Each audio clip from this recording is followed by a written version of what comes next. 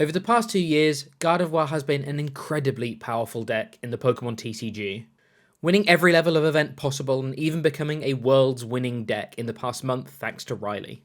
And yet, going into Mega Evolution, this archetype gets some huge upgrades and once again will make it even stronger than ever. There's 4 cards I think that can easily make their way into Gardevoir, but the main star of the show is by far the brand new Mega Gardevoir EX. Mega Gardy is a 360 HP Stage 2 Psychic type that evolves straight from Curlier, which means you're going from 100 HP Pokemon all the way to a 360 HP Pokemon in just one evolution. This is a brand new Mega Evolution mechanic for the TCG, not the same as before, so there's no more evolving from the base form of your Mega, no more skipping a turn if you don't have that Spirit Link, no more Spirit Links at all, this is just straight up evolution. Now, this new mechanic does come with a downside. When your Mega Evolution Pokemon EX is knocked out, your opponent does take 3 prizes.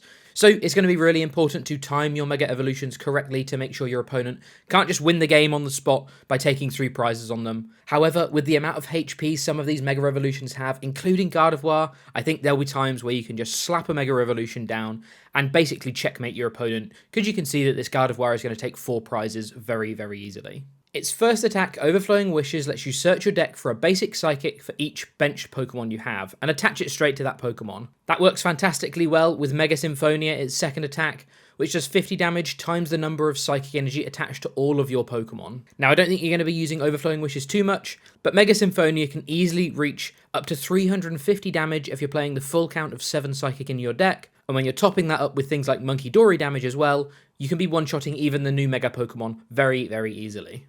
Mega Gardevoir is weak to Dark, which is still a bit of a concern. There's lots of people still playing Dark archetypes to try and counter Gardevoir in the first place. So putting this down against something like a Grimmsnarl is always going to be scary, and you're going to want to avoid playing it in matchups where your opponent does have Dark types that have teched in to deal with the Gardevoir matchup. But against anything else, this 360 HP monster can easily just tank a hit and take 2 prizes back with Mega Symphonia. And it even resists fighting, one of the types that really gets a lot of buffs from this new set, so you end up actually having 390 HP against all of these new fighting types that are going to try and use Premium Power Pro to one-shot all of your Pokemon. There's going to be situations where you have to play Mega Gardevoir sparingly, and I think there'll even be times where you don't play Mega Gardevoir in your list at all, and I really don't think this is a build-around card. I think this is just a supplementary evolution, an extra attacker that you can add into your deck. But the brand new Ralts and Curlier from the set, I think, are guaranteed in the deck because they're just straight up upgrades on the ones we already have. The new Ralts has a collect attack which lets you draw a card. That's generally better than just dealing 30 damage from the current one we have. And the new Curlier has the Call Sign attack that lets you search your deck for up to 3 Pokemon and put them into your hand. Now, there are certain times when the old Curlier is still powerful. Its Psychic attack can actually ramp up a lot of damage if your opponent's playing a deck that has a lot of energy attached to their active Pokemon. But it still comes up so infrequently that I think the new Curlier is much better just for trying to get you into the game. It's a pretty dire spot if you're having to use Call Sign in the first place, I guess, but it's almost certainly going to be better than trying to use a damaging attack to at least try and regain a bit of the board presence you have if this Curlier goes down. The final card worth talking about is Mystery Garden, a brand new Stadium card that honestly feels like it's been written exactly for Gardevoir. It says that once during each player's turn, that player may discard an energy card from their hand to draw cards until they have as many cards in hand as they have Psychic Pokemon in play. That text is a little bit complicated, but essentially if you have 5 Psychic Pokemon in play, you can discard an energy and draw until you have 5 cards in hand. Now that's doing everything that Gardevoir wants. It's got lots of Psychic Pokemon in play all the time, it's drawing more cards. Gardevoir hasn't really been able to draw since it lost Refinement Curlier, so that's fantastic. And it's getting Psychic Energy into the discard pile, which means you can then accelerate them with Psychic Embrace on the Gardevoir EX. Now don't get me wrong, Artisan is still really important. I think there's definitely going to be use cases where you still need to play Artisan. And so far, we've been playing a split of 2 Artisan and 1 Mystery Garden, so that when you use that Secret Box A spec, you have outs to be able to search for more Pokemon or draw more cards. And you'll see when we jump into the deck list, that's how we've built it at the moment. But I think when we get to some of the amendments later on in the video, we'll talk a little bit about maybe bumping that Mystery Garden up to 2, because it really, really impressed us in our early testing. So, speaking of a list then, here is a first draft at our Mega Gardevoir EX version of the Gardevoir EX deck. Pretty simple stuff, only included a couple of new cards here, but we'll talk through them and then get in some battle videos with this exact list. We've got a 4-2-2-1 Gardevoir line. As you can see, we've gone for the full 4 Rolts count, still playing those 2 Curlier, still playing those 2 Psychic Embrace Gardevoir, and just popping in 1 Mega Gardevoir EX. It's really important to be able to have lots of these Rolts developed quite early. That's why you see you've gone back to playing some Buddy Poffins in the list, because now that you play Mega Gardevoir, there's times where you need to have multiple Stage 2s out at once, or at least the ability to get multiple Stage 2s out at once. You can't just settle with 2 Rolts sometimes anymore, you sometimes need to have 3, so that if your opponent targets down either one of your Gardevoirs, you can always evolve up into the other one once again. Still got the full 4 count of Monkey Dory, very, very important obviously. It really helps with Mega Gardevoir 1, really trying to lean into that tankiness, meaning that all of the damage you take from Psychic Embrace, you can move off easily. But 2 can make sure you're pushing that Mega Symphonia damage up even more, so that you don't always need all 7 of your energy to be able to one-shot Pokemon. You can sometimes get there with Monkey Dory math as well. And then still, we've got the other 3 regular attackers. We've got the Mew EX, we've got the Lily's Clefairy, and we've got the Scream Tail. You don't really need things like Drifloon anymore when you're playing Mega Gardevoir. It's like a bigger Drifloon, it gives up 3 prizes, but also it's the Pokemon that's meant to be able to just blow up anything in the active spot. So you probably don't have to play Drifloon in a build like this. The other huge card for Gardevoir is the Lily's Determination supporter.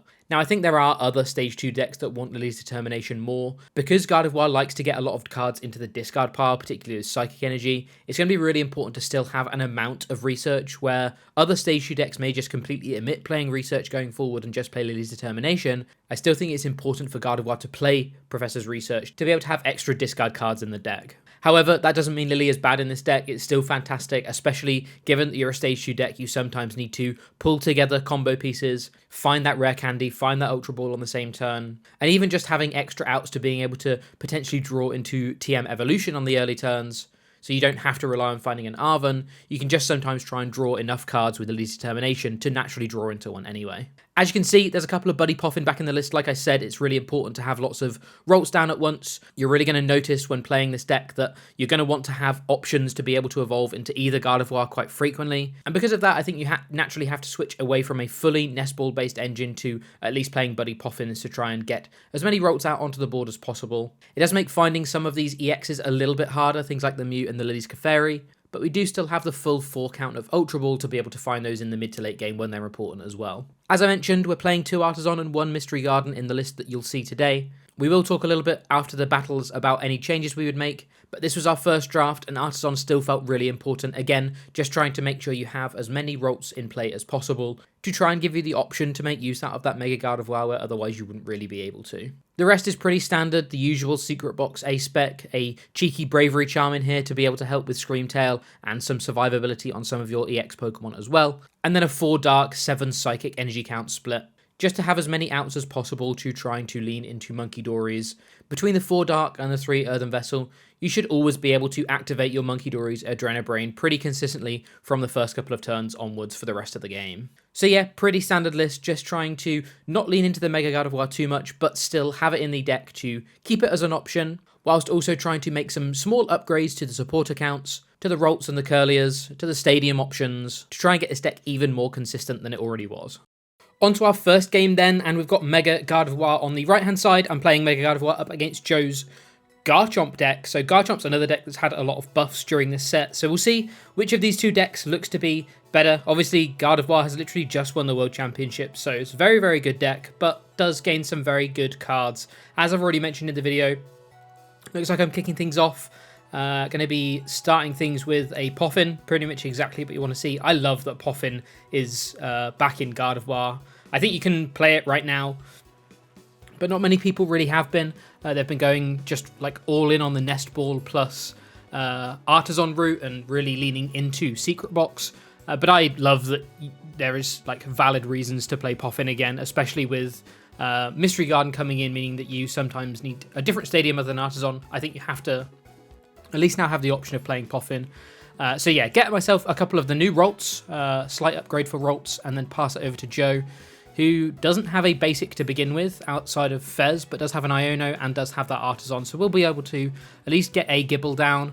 It actually draws the Secret Box here, which is fantastic, because this is going to mean Joe can, provided there's options for him, he's able to TM Evo up probably 2 Gibbles into 2 Cynthia's Goodbites here, and that's pretty much exactly where you want to be. You can actually get quite aggressive then with this Garchomp deck. So yeah, pretty good stuff. Joe does indeed have that Evo. Grabbed himself a Poffin as well, and then it's a Lily, new supporter from the set. Fantastic, one that we've already spoken a little bit about today. And then looks like he's going for the Vitality Forest, another sort of tech stadium that Garchomp can play that can actually accelerate out some Roserades, Roserades and Roselias, which is pretty cool. Joe does, Poffin and Artisan searching for a couple of Gibbles. Has another nest ball. Uses the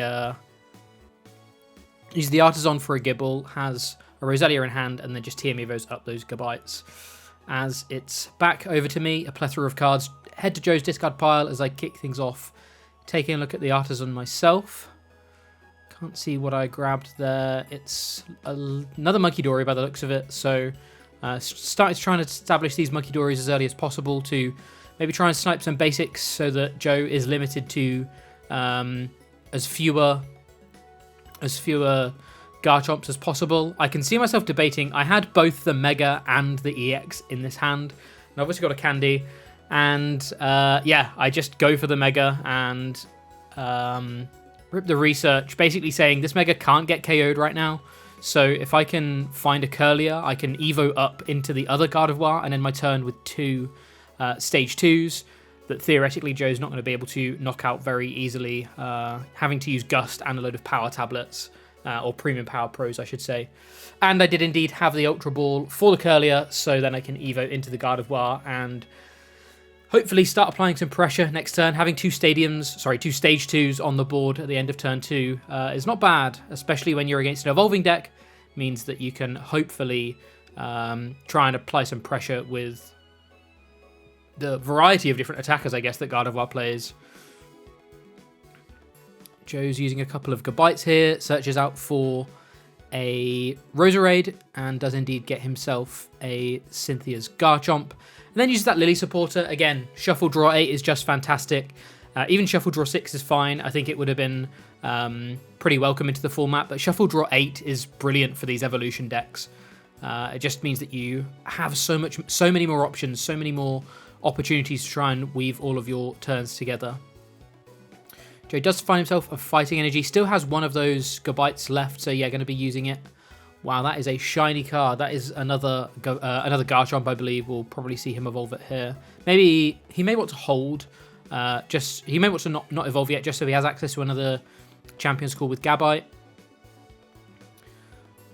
Attaching that evolution there to bin off. Does indeed evolve, and then goes for the one prize KO on that Munkidori using the Premium Power Pro, and can then draw up to 6.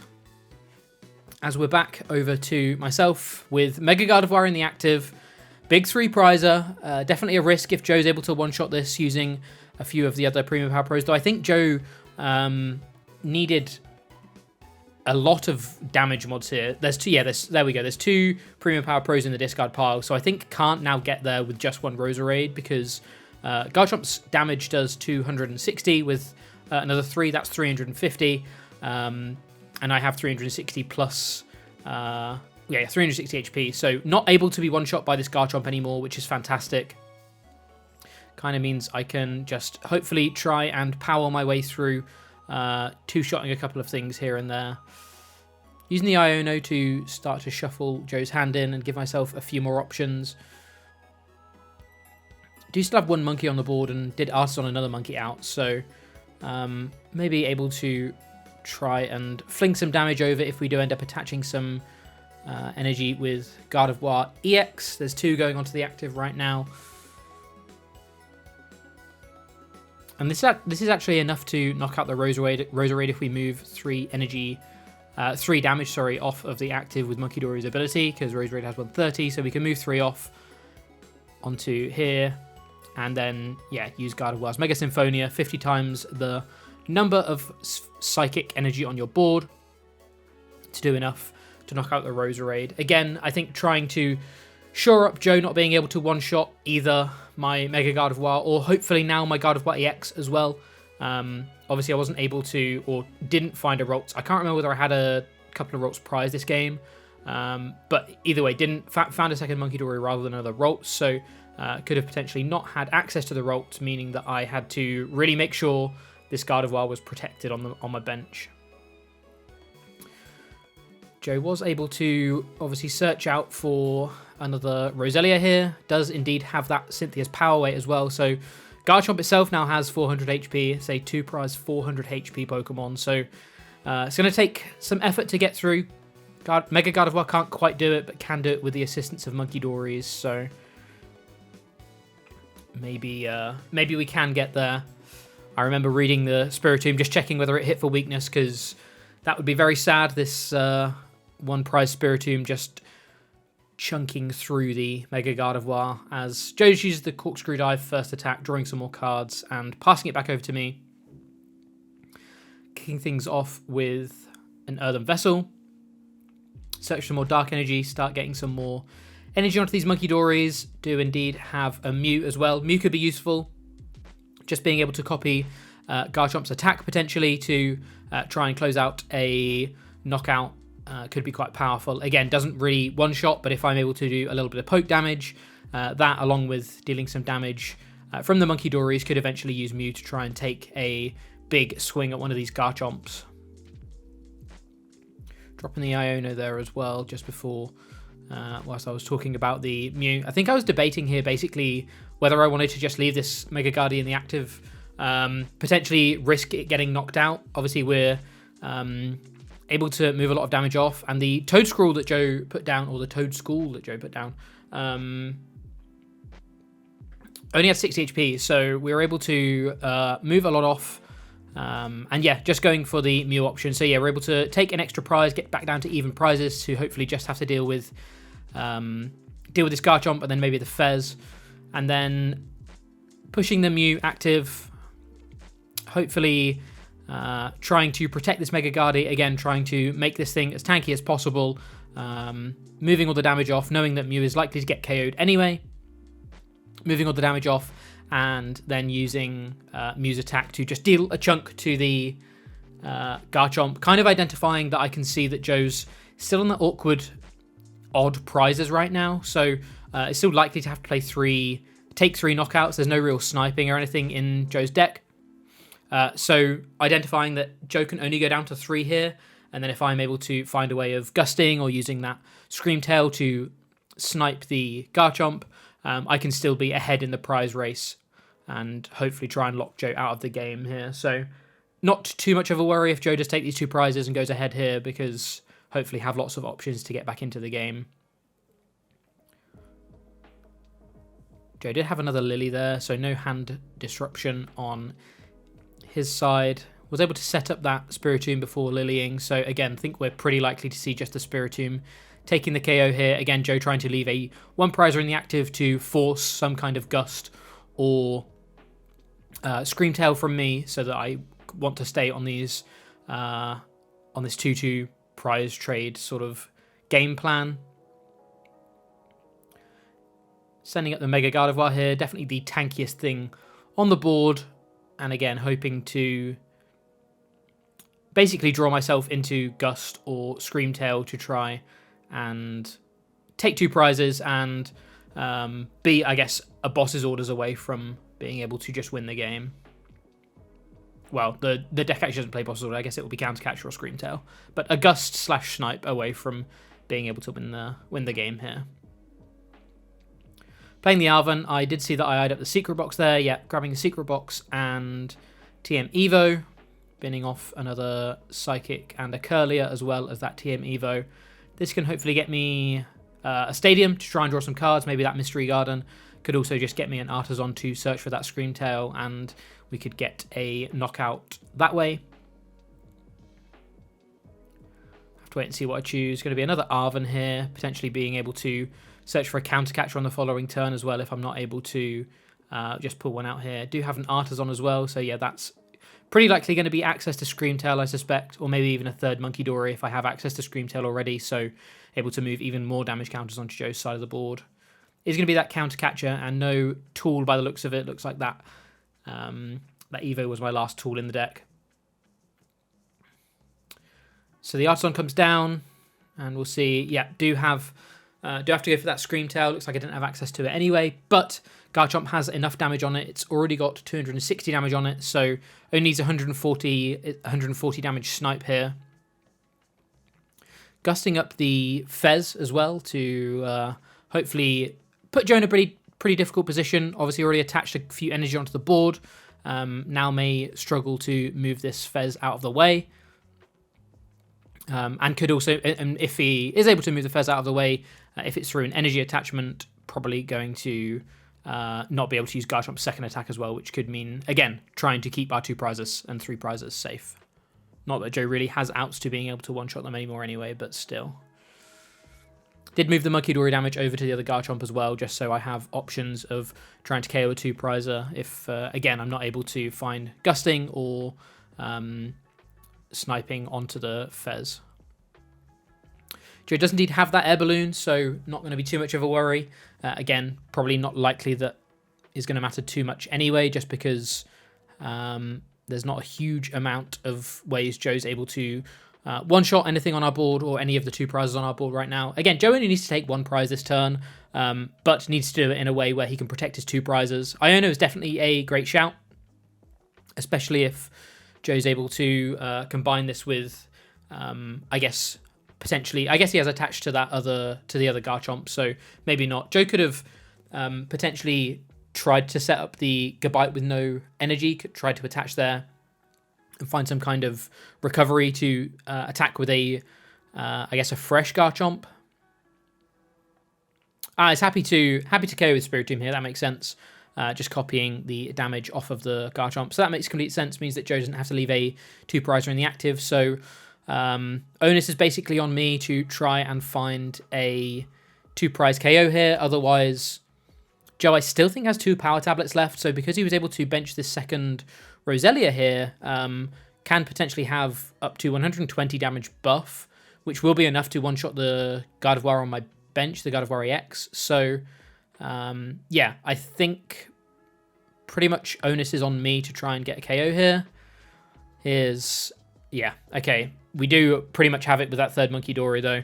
Being able to attach all of those energy, meaning that Gardevoir is going to knock out anything on the board, and then using the Munkidoris to KO the benched Pokemon, the benched Roselia, to take 1 prize, and yeah, take a second then, essentially, with Gardevoir in that same turn. So yeah, Gardevoir was pretty impressive in that game. It was able to tank, very, very good against those fighting decks, especially when you've got resistance. So yeah, saw some impressive stuff from Mega Gardevoir there. We will jump into a second game and see whether it is just as impactful or not.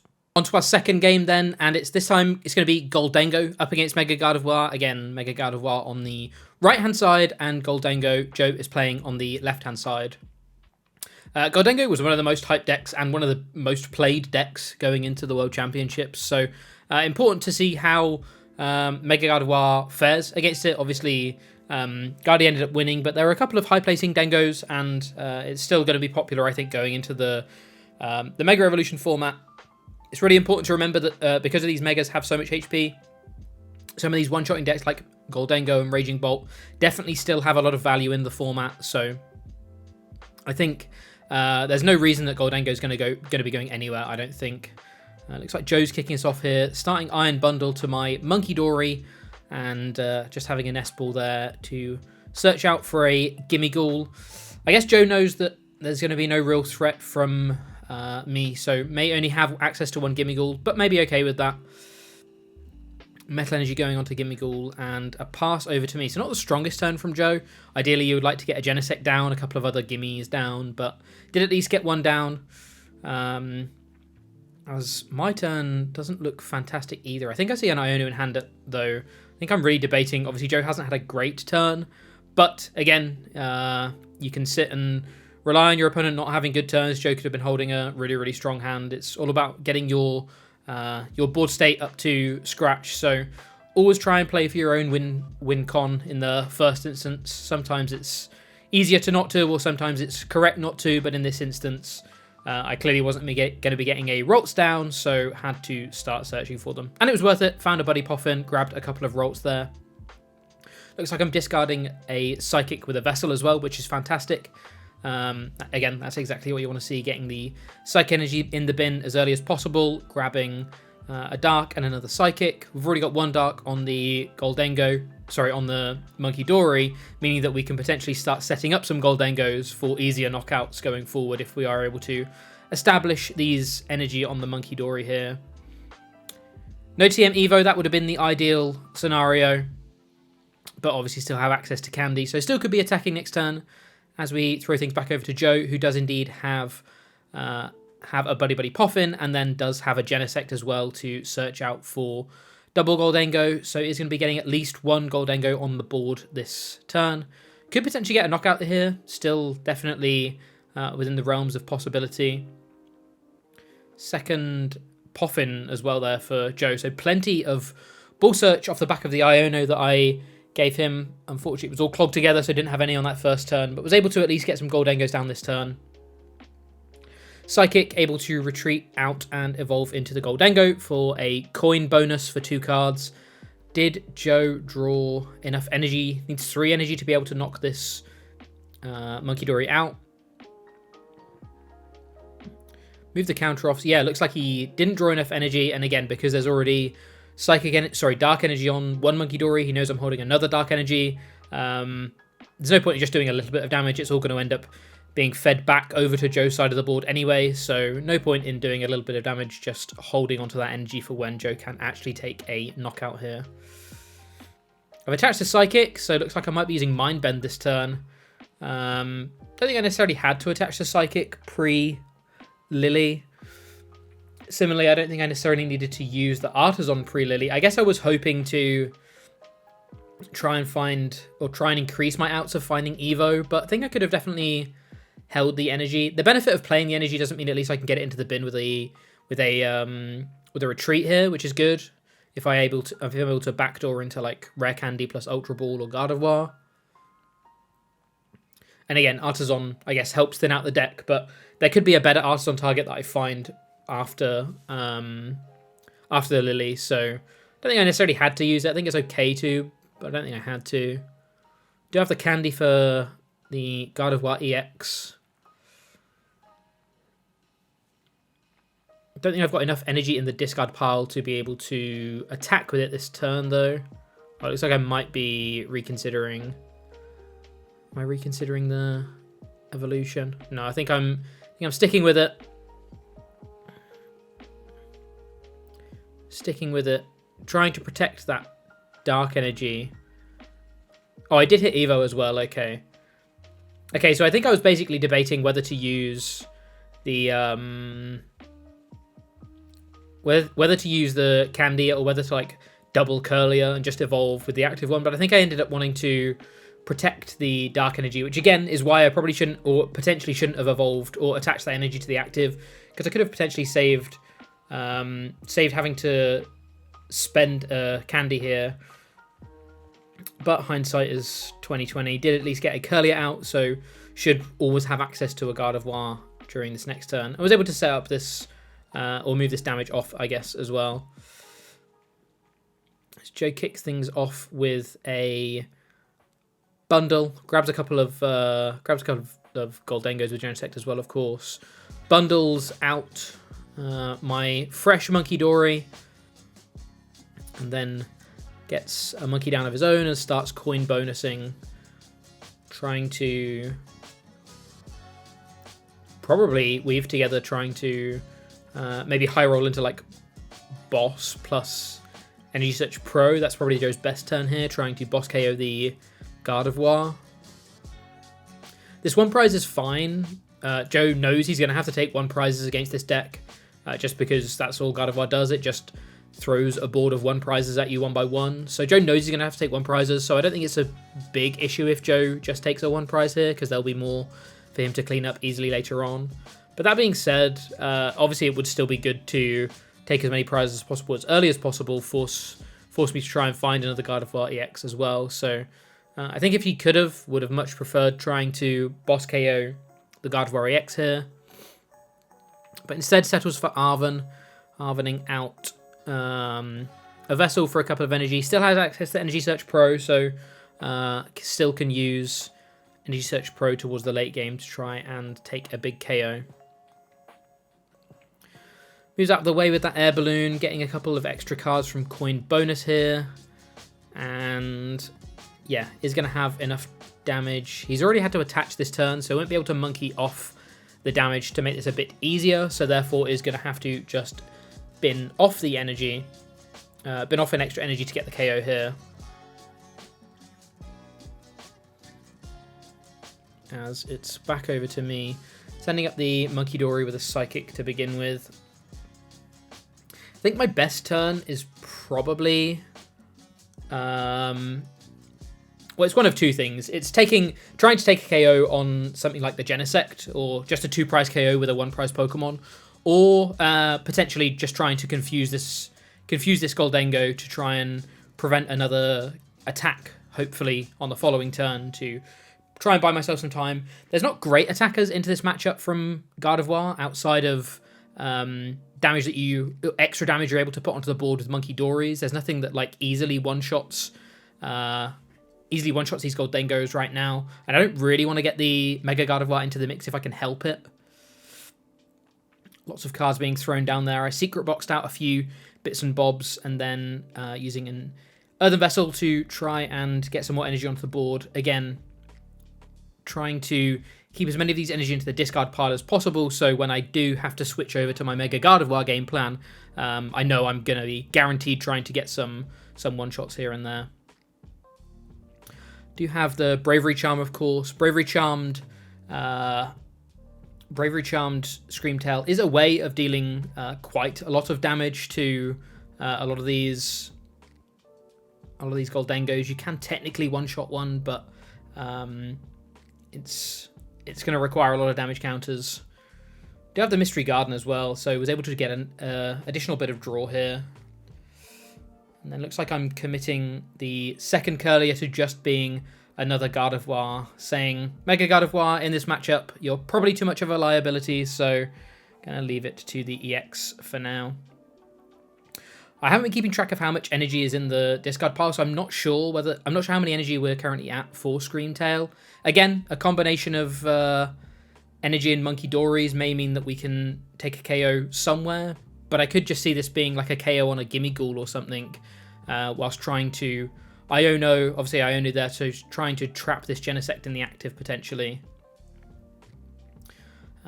Or instead could just be going for 6 energy onto the Screamtail if I have enough in the discard pile. 1, 2, 3, 4 takes me to 80, and there's another 2 to take me to 120, which will mean I'll be dealing a 240 snipe, which will be enough to knock out the Gholdengo on the bench here. Ultra Balling out a Mew for a little bit of extra card draw, I imagine. Not really going to be able to attack with it very well, but could be important if we need a little bit of extra draw here and there. Between that and the Mystery Garden, Gardy can draw a decent amount of cards now without energy, without using its supporter, which is good.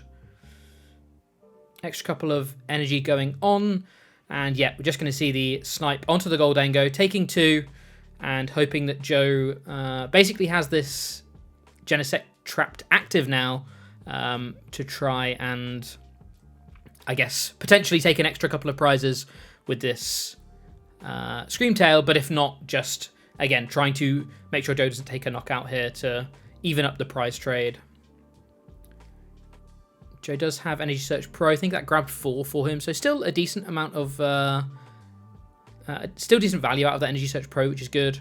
And Joe does have a Cypher Maniac, so whilst there's no coin bonuses in the active right now, can coin bonus once, and it does end up being an air balloon, as you would expect, to be able to then coin bonus with the other one and get an additional card, as well as the perfect card that Joe obviously wanted put to the top of the deck with that Cypher Maniacs. So pretty good stuff there. It was a counter catcher by the looks of it. So again, Joe just trying to race me as quickly as possible, basically saying at some point I'll be able to try and take a KO on this Screamtail. Potentially, it's already got it's basically 20 damage from being KO'd. So if ever I miss a knockout on Joe here, Joe can potentially just take 3 prizes in one turn if he's able to gust up one of the 2 prizes and take the extra prize on Screamtail. In fact, already has the Dark Energy by the looks of it through the use of the Superior. So basically I can pretty much never just leave damage on Joe's board right now.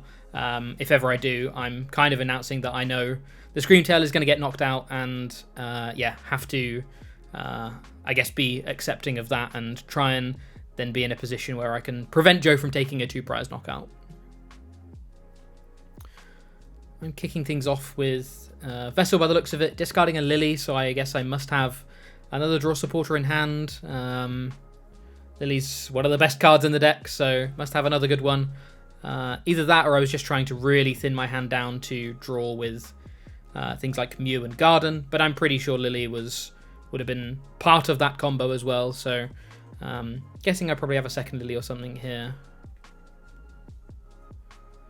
So I'm doing 240 with this Screamtail right now. So we'll still need a bit of movement from one of the Monkey Dories. One thing I'm definitely conscious of right now is Gardevoir getting trapped. I've got one Psychic left and one Dark left, so Gardevoir definitely can get trapped, which is important to note, especially now that I've also not put another Ralts down. So things are going to be a little bit scary if this Gardevoir ends up getting trapped. I have committed the second Psychic, the last Psychic as well. I definitely don't think I should have committed this Psychic before playing the Lily. I'm pretty sure that's exactly what I'm debating right now. Is I definitely shouldn't do this before the Lily. Okay, even so, I still don't think I should have done this before the Lily, but this is still better because I at least can still not get trapped if I draw the last Dark Energy in my deck. So yeah, definitely didn't like it on the Lily's Clefairy. But did obviously need to put it onto the board somewhere to be able to use Monkey Dory to KO one of the Gholdengos. So had to commit it somewhere. Definitely shouldn't have done it before playing the Lily's Determination, but I think it is now in the right place. Definitely needs to be on that Gardevoir so that I don't end up getting just boss trapped for the rest of the game. Not sure whose deck has more cards, but there was definitely potential for getting boss trapped there.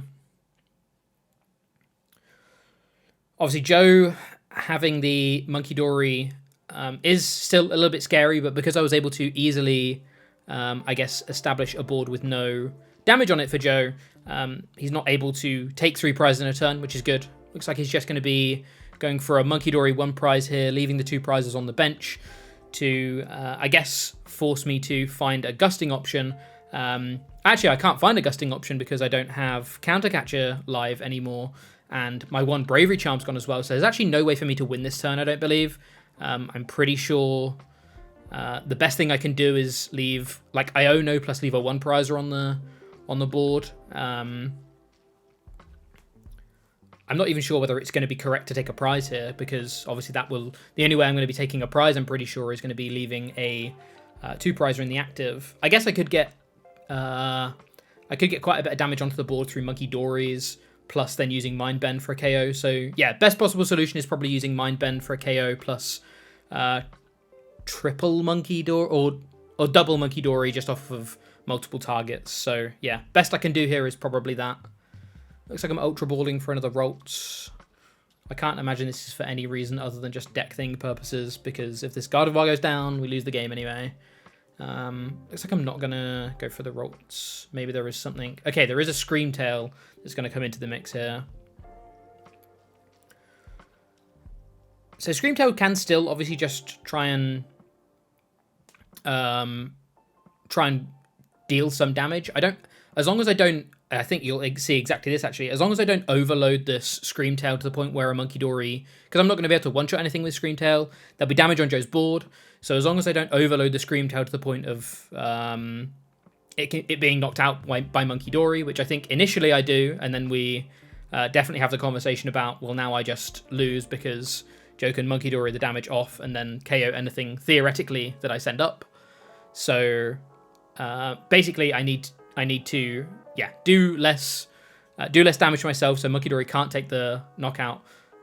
Joe has boss anyway, so it kind of is all pretty much superfluous. But still, the idea was that if I'd just done that, it would have meant immediately I wouldn't have been able to win the game, or I would have lost on the spot there. So yeah, Gholdengo can definitely still compete with Gardevoir. It already had, I think, pretty solid Guardy matchup. Guardy struggles dealing with the specific amount of HP that Gholdengo has, so not surprised to see that. And obviously that was kind of a great example, I guess, of when you can't use the Mega. So the Mega is fantastic against anything that has to go through and two-shot it, but the second you're up against one of these decks like Gholdengo or Raging Bolt, yeah, the Mega just becomes a bit of a liability. So there's going to be times to Mega, there's going to be times where you just have to say this is pretty much a dead card in the matchup. And it's going to be interesting to see, I guess, how people sort of piece that puzzle together and work out when it is right to use their Mega Gardevoir EX. So as I mentioned at the start of the video, just want to talk a little bit about maybe some tweaks we would make after playing this list, because I think there's definitely still some refinements to be made. I think first off, I would feel pretty comfortable just having one Artisan. Mystery Garden really impressed me. There's a couple of other games on the channel where Mega Gardevoir is going to be up against some of the other decks that you'll see over the upcoming few weeks. And Mystery Garden really impressed me. I thought it was going to be just a little bit of supplementary draw here and there, but it actually really surprised me how many cards you can draw with this card in certain situations. And because we've lent into playing Buddy Poffins instead of Nest Balls, I think you probably can get away with potentially having 2 Mystery Garden and just 1 Artisan. You still want the Artisan as a secret box option for those turns where you need extra basic Pokemon, but I think Mystery Garden was really impressive overall, so I definitely make that flip-flop. But I think other than that, the list was pretty solid. I still think there's a big question mark as to whether Mega Gardevoir is always in the list, whether it's just a tech card, or whether it ends up just not being worth it ever. But you saw in one of those games there, it was just able to be a massive presence on the board, kind of forcing your opponent to gust around it because it just has so much HP they can't deal with it in one shot. And it ends up just being this massive 360H Pokemon that you can almost like guarantee take 4 prizes with. That feels really impressive. And it's also not like a big basic Pokemon that you're worried about starting or anything. If there's ever a situation where you're playing a matchup where you don't want to use it, or your opponent's playing a dark deck and you know it's going to be an easy 3 prizes for them, you can just not evolve into it. You still have lots of outs from Mew and Screamtail and Eliska Fairy, so I still feel like it's a net benefit for the deck. You don't have to play it. You're never forced into a corner to having to use it. But in general, I think it can increase your win percentage against some of these decks. It's just going to be determining whether that's worth it, or whether a better supporter or putting a Drifloon back in the deck or anything like that actually ends up just doing the same thing down and just start attacking with it straight away. So I think there's definitely pros and cons. I'm really interested to see whether other Gardevoir lists end up adopting Mega Gardevoir. It'll be interesting to see whether anyone builds around Mega Gardevoir purely, just trying to use that Overflowing Wishes attack to set up the board in the first place. I don't think that's going to be better than this build, but I do think there is a chance that Mega Gardevoir could easily slot into Gardevoir decks of old as just a one-of. Feels like a bit of a win more card at times, but I still think it's potentially going to have enough impact to justify that spot going forward. Let us know what you think down below. Really interested to see what you think of the new Mega Gardevoir. Do you think it makes it into the deck? Or do you just think the other cards like the Rolts and Curliers, the Mystery Garden, the Lily's Determination, these are the only upgrades Gardevoir needs to worry about? Make sure you let us know down below, and I look forward to seeing you guys in another video soon.